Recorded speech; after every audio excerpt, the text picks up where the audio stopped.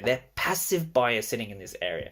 So we know that there's passive buyers sitting over here. So we're just going to label that because these aggressive sellers were not rewarded. So therefore there's passive buyers that have propped the market higher, right? There's passive buyers sitting over here.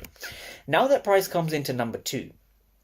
You want to ask yourself what was going on at number 2, right? We see number 2 over here. Again, we see tons of aggressive buyers, 206 for 516. We see 13 for 109. So we're seeing a lot of blue delta. We're seeing more aggressive buyers than aggressive sellers, right? The same thing we saw previously coming into this fair value gap, right? We see 0 for 246. We see 77 for 187. So we see a lot of blue delta, right? Blue delta means that there's aggressive buyers in this area, right? We see a lot of aggressive buyers. So what's going on now? We can see the market actually held this area and was unable to really break past this area.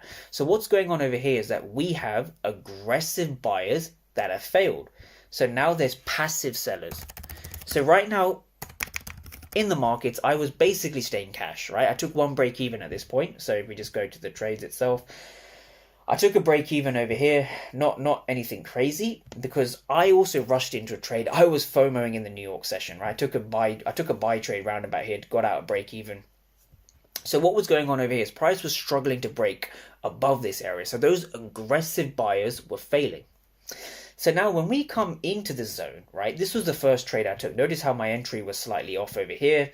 This trade banked just under $200, you know, time of entry $127. So what was going on was that this trade here was taken slightly after I should have ended. So my entry wasn't perfect. You should have seen my entry should have been near the zone over here, right? So let's break down why this entry was valid, right? So it does come down to basic order flow, right? So what was going on is you need to understand what was going on at the key level, right? And it all comes down to using this particular chart over here.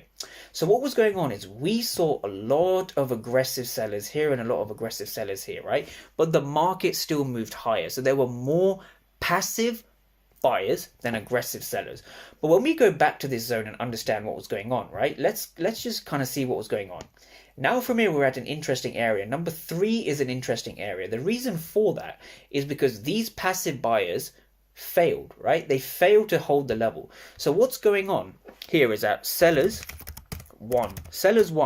And the reason why sellers won is because here the passive buyers failed, right? So if I just kind of put that in red, these previous passive buyers did not show up, right?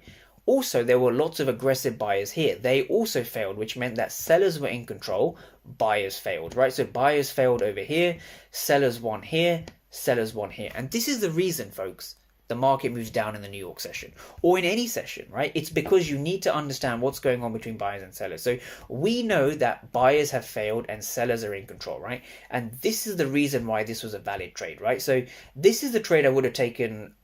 A good entry would have been here. I took my entry slightly lower than the zone, but this is where sellers essentially failed, right? So